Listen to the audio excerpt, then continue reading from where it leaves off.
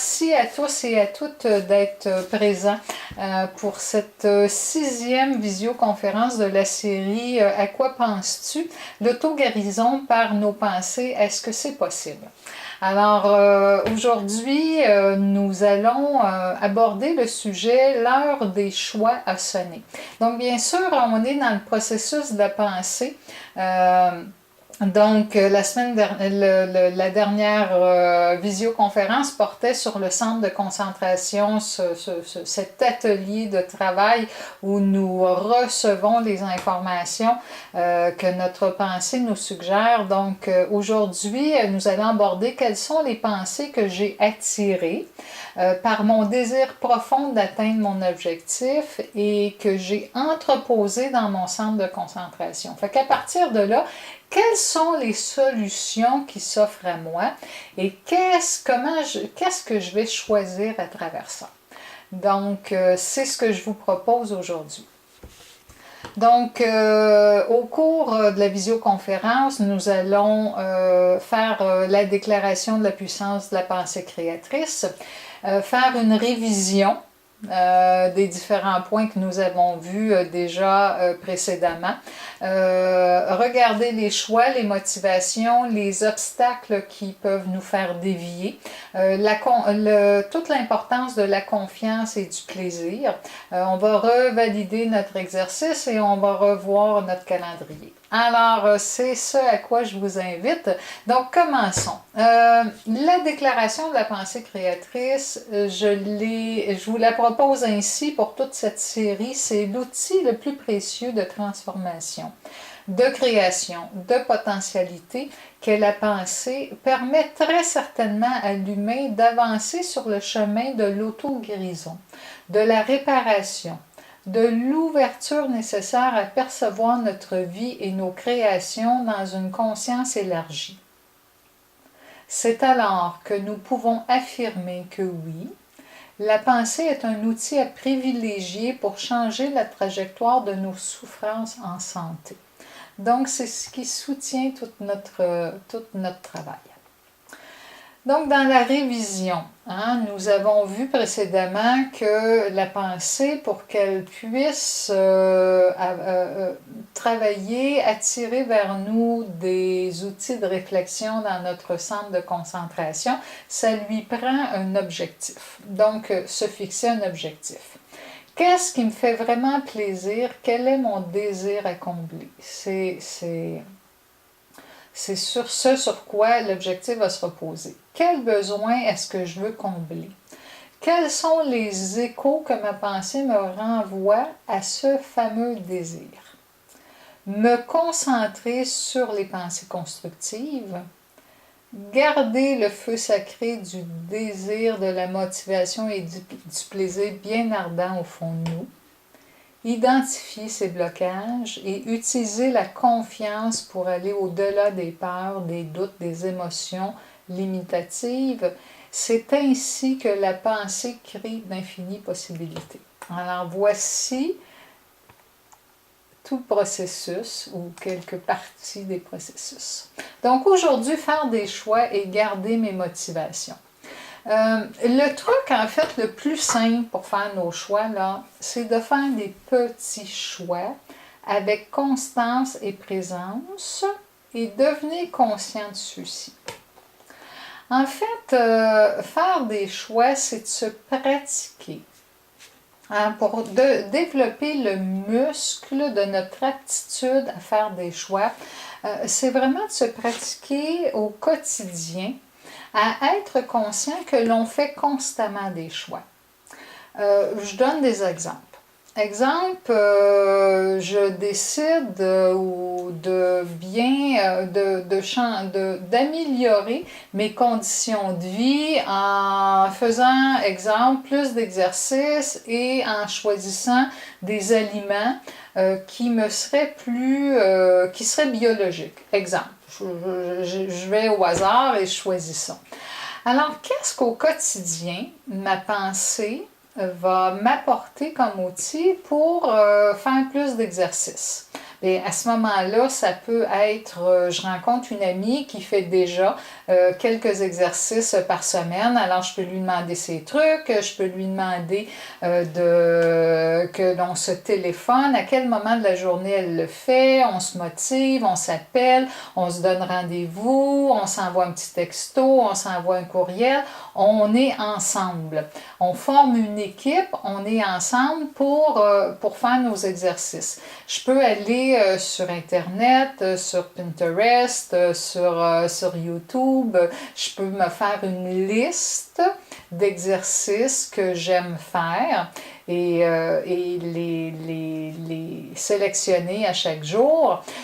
Donc, déjà, j'habitue ma façon d'être à faire des petits choix dans la journée et je reconnais que je l'ai fait. Je suis conscient que le mécanisme, c'est comme ça.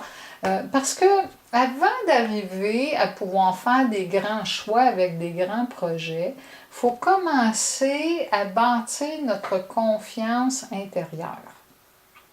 Et ça, c'est un moyen simple, naturel, mais qui fonctionne très bien. Donc, et garder cette constance et cette présence que c'est ce que je fais. La même chose pour des élèves, pour des choix bio, bien qui dans ma région cultive du bio, où je peux m'en procurer, est-ce que je vais directement à la ferme, est-ce que je vais au marché, est-ce que je vais, est-ce que je me fais un jardin?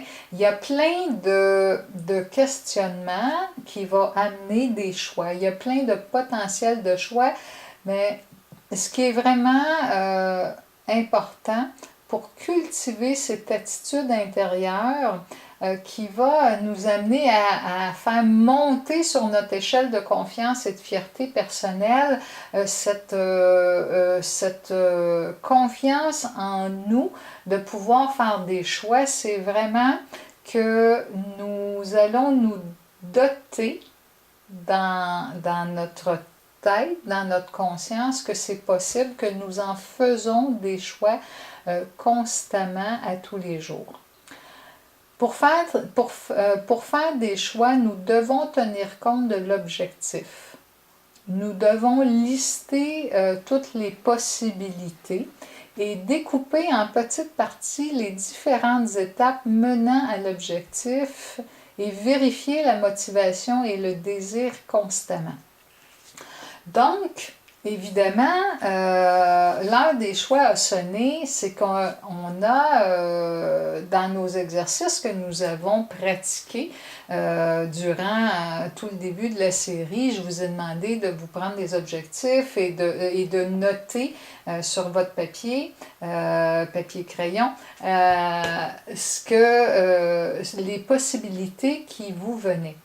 Alors, donc comme vous voyez, là, votre objectif vous a amené, votre pensée vous a amené toutes sortes de choix possibles de solutions.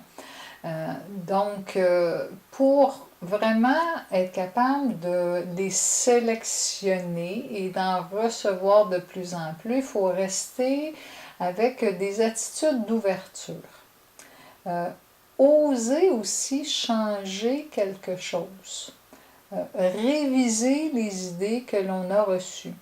Rester dans une forme de flexibilité car au cours du processus, on va accueillir des imprévus. Il y a des choses qui vont s'ajouter, des éléments que l'on n'a pas prévus, donc les imprévus, qui vont arriver en cours de route et qui vont faire en sorte que ça va venir s'ajouter à nos choix potentiels et ça va venir changer le plan que nous créons au fur et à mesure du processus de la pensée, parce que c'est bien là où nous sommes.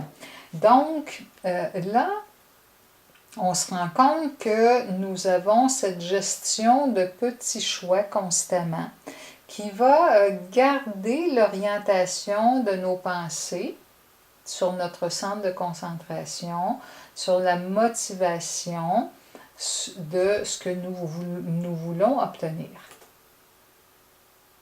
Et là, nous allons regarder,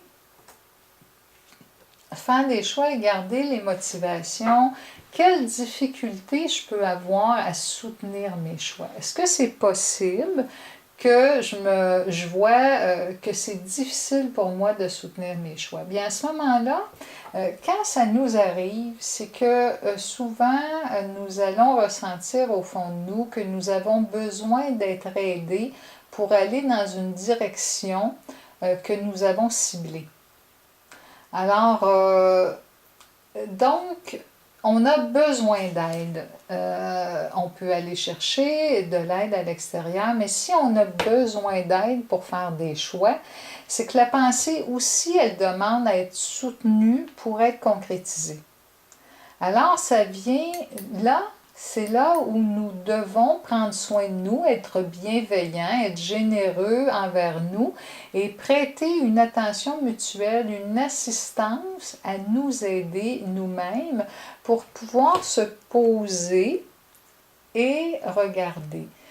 Se faire là, si on a besoin d'être aidé, ça sous-tend que c'est possible qu'au fond de nous, il y ait ce manque de confiance en nous, en notre discernement, et que plutôt que de se faire confiance avec une solidité intérieure, notre mental s'affole et nous laisse croire que nous n'avons pas ce qu'il faut pour faire des choix calmement et vraiment établir une séquence dans nos réflexions qui va nous amener à construire des petits buts, des sous-actions nous menant à la grande réalisation. Je vais vous donner un exemple. Moi, je suis en train de préparer un voyage pour mes vacances. Et c'est la première fois où j'ai vraiment à me déplacer sur une assez bonne distance à chaque jour et à chaque nuitée, ce sera à des endroits différents. Et c'est une nouvelle région que je ne connais pas et la personne qui m'accompagne ne le connaît pas non plus. Alors là, j'ai dû pour arriver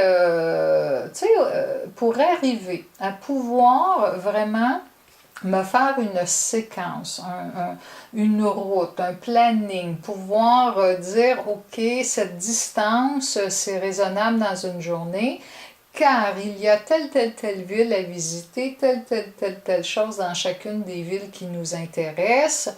Arriver à dire, bien, si je veux vraiment voir tel endroit, ça peut me prendre combien de temps, combien ça me prend de temps pour me déplacer.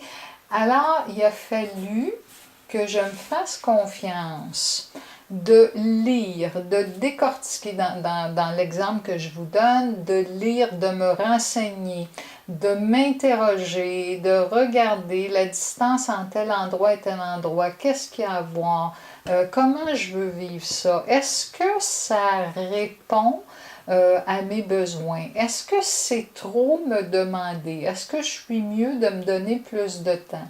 Aussi, aller valider avec la personne avec qui je voyage. Est-ce que c'est raisonnable pour toi, telle ou telle chose? Moi, je l'ai vu comme ça. Qu'est-ce que tu en penses? Et là, prendre le temps d'explorer toutes les différentes possibilités qui se présentent à nous pour pouvoir faire des choix judicieux et ensuite se faire confiance. Se faire confiance que les choix que nous avons faits, eh bien, nous verrons bien en cours de route si on les réévaluera. Peut-être que nous allons enlever des choses dans une journée, peut-être qu'on en rajoutera, probablement que nous allons voir plein d'endroits que nous n'avons pas planifiés. Alors là, après, il faut rester ouvert à pouvoir moduler, changer, modifier par rapport à ce qui va se présenter en cours de route. Fait que vous voyez des choix, ça se place de cette façon-là parce que on s'interroge, on reçoit de l'information, on crée notre projet au fur et à mesure et on reste dans l'ouverture que tout peut être changé, que de nouvelles informations en cours de route que nous ne savons pas vont arriver. C'est là où on a besoin, au fond de nous, d'avoir cette confiance en nous, que nous avons ce que nous avons besoin pour nous adapter.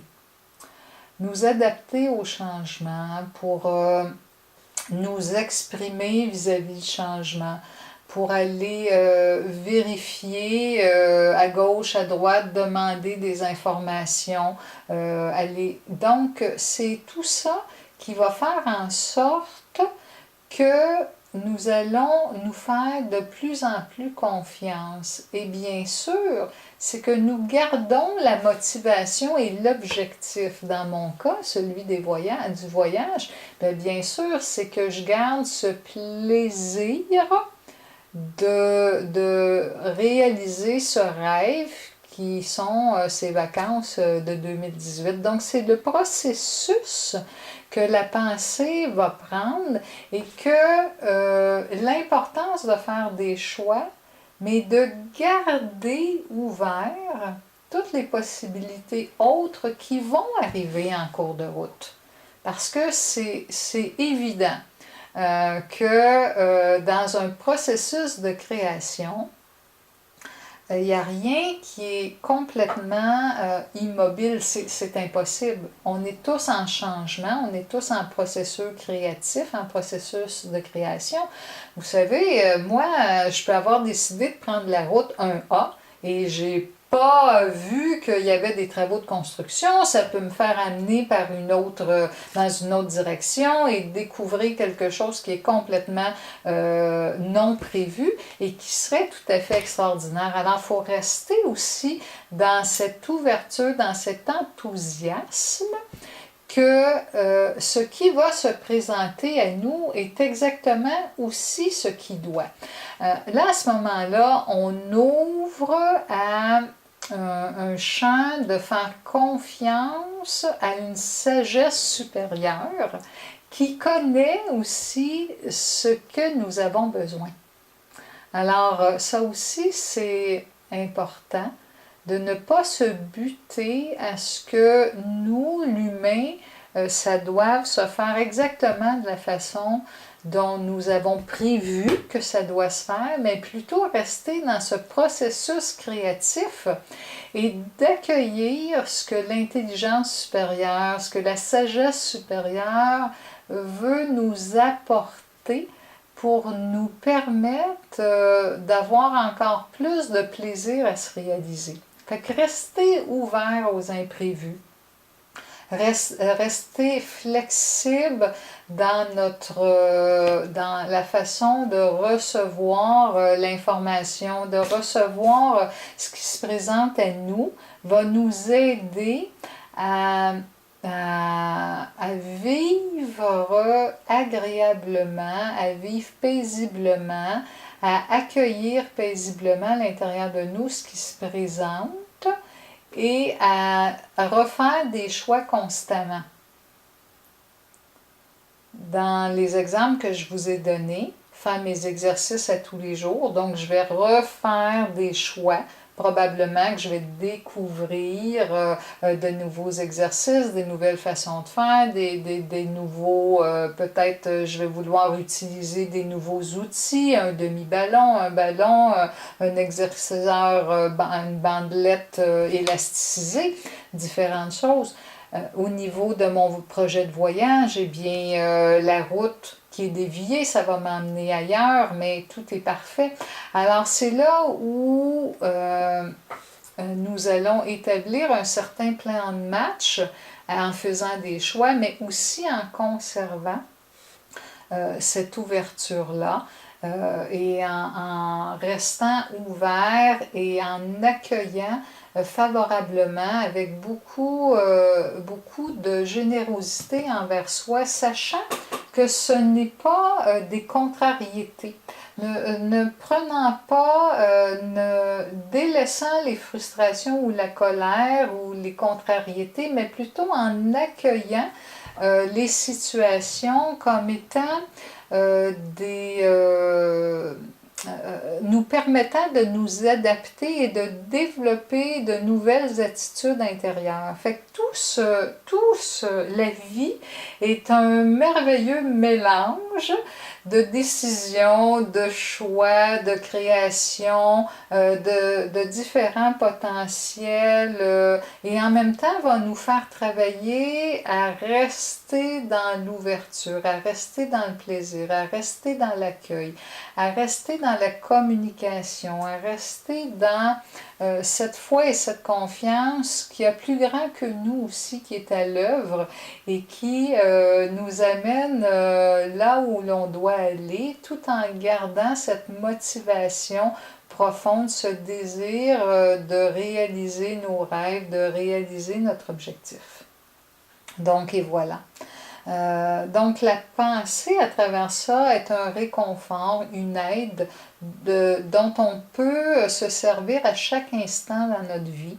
Ce soutien va nous maintenir dans une position d'équilibre si on accepte son assistance. N'est-ce pas? Donc, on va se garder en équilibre, on va se garder dans une sagesse, on va se garder dans un calme, on va se garder dans une axe en acceptant son assistance. La pensée créatrice va nous apporter la meilleure façon possible de s'y prendre pour réussir notre projet.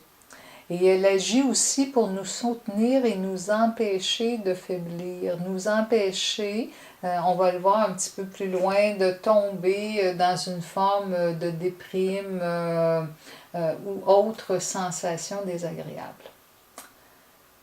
Donc justement, je vais aborder le sujet de la motivation et les obstacles qui la font dévier. Principalement aujourd'hui, c'est plus les obstacles qui vont être basés sur le besoin de plaire aux autres, ou de se soumettre, ou de prouver, ou bien de se faire plaisir. Donc la motivation, elle est intimement reliée à la valeur que nous nous accordons. Avec l'engagement que nous avons à réaliser nos rêves et nos désirs. Pour garder une motivation élevée, nous devons vraiment être convaincus au fond de nous, que nous méritons le bonheur, l'abondance, la facilité, la joie. Donc déjà, cette motivation-là, au fond de nous, pour vraiment trouver ce plaisir, ce désir de se réaliser, cet accomplissement de soi, cette motivation, eh bien, elle va prendre ses racines là, dans nos valeurs. Donc, si on se sent que l'on se démotive, on peut aller revalider, mais comment moi je me considère? Qu'est-ce qui fait en sorte que je lâche en cours de route ce projet-là? Est-ce que c'est possible que je ne m'accorde pas suffisamment d'importance et que j'en accorde plus aux besoins des autres? Alors voici le thème du jour. Donc qu'arrive-t-il lorsqu'on va faire nos choix, mais basés justement sur le besoin de plaire, sur le besoin des autres? Eh bien, évidemment, ça va nous éloigner de nos véritables besoins. Là, on tombe vraiment dans le besoin de plaire à l'autre, va faire en sorte que l'on va nier ses propres besoins. Et là, la pensée, elle va prendre une direction qui va nous éloigner de ce que nous voulons vraiment réaliser. Et à ce moment-là, on va être déçu. Là, ça va nous amener directement vers la déception. Ça va nous amener vers l'impuissance. Ça risque de nous amener vers la colère. Ça risque de nous amener vers toutes les impressions que nous perdons le sens, l'abattement. l'impuissance, nous perdons le sens, nous avons l'impression que, bon, tout est pour les autres, mais rien pour nous. Toutes ces formes de pensée, ces formes d'idées. Et c'est que nous tombons dans cette impression que nous devons absolument répondre aux besoins des autres. Et quand on est dans cette impression, eh bien, c'est clairement que au fond de nous, tout part à la dérive. Que nous avons juste le goût de dormir, que la vie est moche, que la vie est plate, que tout est pour les autres, mais rien pour nous. Et quand on est dans ces sensations-là, il faut vraiment s'interroger, qu'est-ce qui m'arrive? Qu'est-ce qui fait que je m'éloigne de mes véritables besoins à moi? Je nie ou j'évite de vraiment peut-être oser parler, oser dire, oser rêver. Revenir à me choisir, revenir, est-ce que je mérite? Hein? Est-ce que je mérite le bonheur? Est-ce que je mérite l'abondance? Est-ce que pour moi, j'ai cette foi et cette croyance en une sagesse supérieure qui m'accompagne ou c'est juste pour les autres et que c'est pas pour moi? Alors, c'est tout ce mal-être profond sur nos valeurs qui est important d'aller dépoussiérer au fond de nous pour nous redonner cette puissance intérieure. En fait, reconnaître que nous avons le droit. Que nous avons le droit de réaliser notre plein potentiel, d'avoir nos valeurs, d'attirer à nous de façon facile la réalisation de nos projets. Nous sommes quelquefois aussi aux prises avec le faux besoin de prouver que nous méritons l'amour, la considération, la réussite et nous prenons le chemin du pouvoir et de la confrontation. Ça aussi, c'est possible. Si on est dans ce besoin aussi, soit de prouver que nous méritons l'amour, eh bien, c'est possible que je tombe dans le plaisir, dans le plaire à l'autre, de complètement me dissoudre dans le besoin de l'autre, car j'ai terriblement besoin d'être aimée, car je ferais n'importe quoi pour être aimée, plutôt que de réaliser que je suis aimable et que, comme tout être humain, j'ai le droit fondamental, dans toute ma sagesse d'humain, d'activer au fond de moi ce plaisir de me réaliser qui va m'amener à pouvoir construire ma vie, et en construisant ma vie, je fais des choix un pas à la fois. Donc c'est important de revenir à cet amour profond de nous et à se donner ce droit, cette dignité qui va nous amener à nous faire confiance. Ensuite, le besoin de prouver, un faux besoin de prouver que l'on me considère ou que je peux réussir, qui va m'emmener sur un chemin de pouvoir et de confrontation. Ça aussi, c'est un obstacle qui va nous faire dévier sur le chemin de nos choix. Si, par exemple, mon choix d'activité physique eh bien, je me mets à vouloir prouver que je suis bonne, que j'ai des bons muscles, que je me mets à vouloir me prouver à moi que je peux faire des marathons, que je peux compétitionner, que je peux... mais que j'en tire pas de plaisir. Que là, vraiment, c'est dans le prouver que je suis bonne, que je suis meilleure, que je peux le faire, que je me pousse, que là, j'utilise toute ma volonté pour vraiment complètement aller dans le sport, plutôt, et là, c'est là où c'est dangereux de briser à l'intérieur de nous, cette confiance, ce plaisir d'être dans le sport juste pour le plaisir. Je ne vous dis pas qu'il n'y a pas des gens qui font de la compétition pour le plaisir. Et c'est là où il faut voir si ça nous correspond ou pas, sur quoi est vraiment reliée notre véritable motivation. Pour moi, si je me poussais dans le sport de cette façon-là, ce serait vraiment que je désirais avoir une certaine forme de pouvoir sur moi. C'est pas dans ma nature d'être dans ce forcing-là. Alors, c'est là où c'est important de voir est-ce que je suis dans la volonté ou si je suis dans la confiance, que je me fais confiance, que mon corps physique, mes exercices physiques m'apportent la santé et tout. C'est là où il faut voir c'est quoi mon objectif. Pour chacun, il faut les évaluer. Est-ce que je prends le chemin, est-ce que le faux besoin de prouver va m'amener dans la confrontation?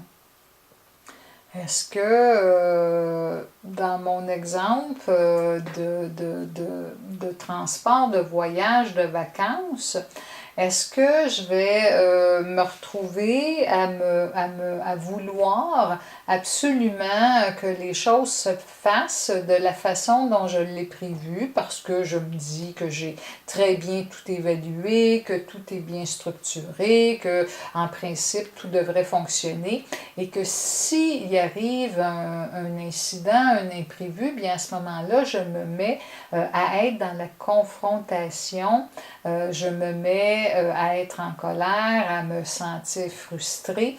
Et c'est là où c'est important de réviser aussi les sentiments que ça va me faire vivre.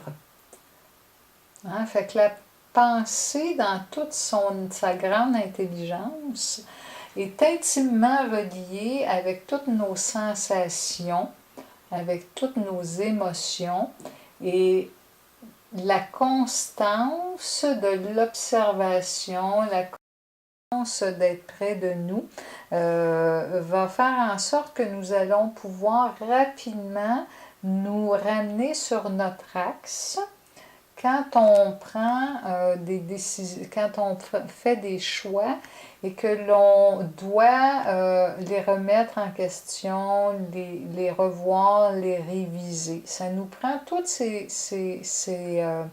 attitudes et ces aptitudes intérieures pour nous accompagner.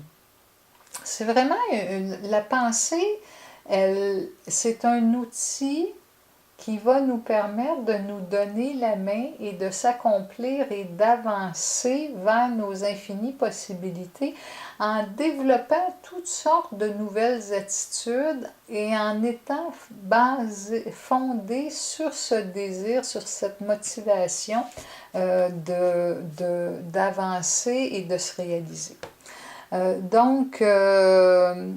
disais, tous ces obstacles qui nous font dériver, ça donnera comme résultat dans le va-et-vient de la pensée une amplification justement des attitudes, des émotions et des comportements, et il nous fera faire des choix à l'envers de notre véritable plaisir qui, lui, nous fait sentir libre et abondant.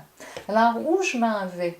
réévaluer souvent, de dire, eh bien, j'ai ce projet, j'ai fait des choix, j'avance, est-ce que c'est encore d'actualité? Est-ce que c'est encore, est-ce que ça me plaît toujours? Est-ce que je me sens libre? Est-ce que ça crée de l'abondance pour moi, pour les autres? Est-ce que ça crée un bien-être ou pas? Alors là, on va vraiment pouvoir avoir des outils d'évaluation pour savoir si nous sommes toujours bien alignés sur nos choix et prendre des décisions différentes. Alors là, le rôle de la confiance dans le processus de la pensée est important. Parce que c'est garder la confiance élevée concernant nos choix, c'est vraiment un élément important à garder en tête. Parce que cette confiance, je vais vous donner un moyen pour vraiment pouvoir la garder, cette confiance-là élevée. Donc, l'important pour que la pensée se transforme en pensée créatrice, hein, parce qu'il y a des pensées vagabondes, il y a des pensées errantes, mais puisque là, on est dans le processus de la pensée créatrice qui nous demande de vraiment rester sur notre objectif, sur nos motivations, sur notre désir, de recevoir dans le va-et-vient de notre pensée différentes possibilités, de trier ces possibilités-là, d'en faire des choix, c'est là où on est. Donc, il nous faut croire à notre projet et le désirer fortement. C'est ici que la confiance dans les choix devient essentielle et importante. Cette confiance-là, elle va s'appuyer sur, premièrement, la conscience du mécanisme de la pensée, tel que je viens de vous l'expliquer, et croire que nous sommes ce créateur-là de la pensée. Que nous faisons des choix qui nous plaisent, qui vont nous satisfaire, qui vont nous rendre confortables, qui vont nous rendre heureux. Et quitte à les transformer, ces choix-là, au fur et à mesure. C'est pour ça que les petites bouchées sont importantes. Parce que la confiance, ça se bâtit. Et ça se bâtit en étant l'observateur et en disant « Ah oui, j'ai essayé telle chose et ça a fonctionné. Alors maintenant, je peux faire tel choix et là, j'observe, ça fonctionne. Je refais un autre choix. Ah oui, ça fonctionne, ça me donne plus de plaisir. Ça me donne le résultat vers lequel je m'en vais. » Et c'est comme ça que l'on bâtit notre confiance à l'intérieur de nous. Alors au début, pour garder la confiance élevée dans les choix, il faut vérifier si les objectifs, les buts nous plaisent, nous sont satisfaits et sont à notre portée. Ça aussi, c'est important. Hein? Dès l'entrée de jeu, je vous disais, il faut que, en fait, notre projet, notre rêve soit à notre portée. Plus on va prendre des objectifs et qu'on va les découper en petites bouchées et que l'on va se rendre compte que l'on est bon, que ça fonctionne, qu'on fait des bons choix, que c'est à notre portée, et bien plus on va augmenter et plus là le mécanisme va fonctionner, on va croire en sa façon de fonctionner, ses résultats probants et on va voir que notre vie peut s'améliorer en pratiquant de cette façon-là notre outil de création. Et bien là, on va pouvoir se faire confiance, faire un projet plus gros, oser en parler, oser rêver davantage. Alors, et ça va nous permettre d'éviter justement les découragements, soit en termes de temps ou soit en termes de complexité des situations. Hein, combien de fois vous venez me consulter parce que là, il y a une forme de découragement, ça prend trop de temps, c'est trop compliqué. Alors, c'est important de découper tout ça et de voir que l'on avance. À chaque jour, on avance. Hein, vous allez terminer d'écouter cette conférence et vous allez pouvoir dire, bien là, j'ai appris ça, j'ai avancé, j'ai appris des choses. Et là, vous allez aller faire une autre occupation, eh bien, j'avance. Ça m'a permis de me reposer, j'en avais besoin, ça m'a permis d'écouter de la musique, c'était agréable. Alors, et félicitez-vous à chaque fois que vous faites une action, que vous prenez une décision, que vous faites un choix, après, hein, faire le choix d'écouter 15 minutes de musique ou faire le choix d'écouter une émission de télévision ou faire le choix de faire une activité, d'aller prendre une marche, faire le choix de téléphoner à votre ami, à votre mère, à un parent. Eh bien, après, quand c'est terminé, félicitez-vous. Et comme ça, vous allez bâtir au fond de vous cette foi, cette confiance que vous posez des actions, que vous faites des choix et que vous, en fait, que vous faites des choix, que vous posez des actions et que vous avancez. Et que ça vous rend heureux, que ça vous rend fier de vous, que ça augmente votre confiance. Et je vous invite à pratiquer ça là, pour le mois à venir. En fait, notre prochaine rencontre elle va être en septembre, puisqu'on fait une petite pause pour le mois d'août. Eh bien, pratiquez au fond de vous cette détermination-là, ces choix-là. Dites-vous, bien là, je fais un choix, je pose une action et je suis satisfaite de moi. Je sais en conscience. Hein, mes premiers mots au tout début, si on recule sur mon premier diaporama, attendez une petite seconde, c'était être constant, être présent et devenir conscient du processus, de ces choix-là. Je pose l'action. Je l'ai fait, je suis satisfaite, je suis fière et je peux me faire confiance. Et ça va, je vous le dis, changer votre vie. Ça va vous permettre de bâtir intérieurement ces valeurs sur lesquelles vous avez besoin de vous appuyer.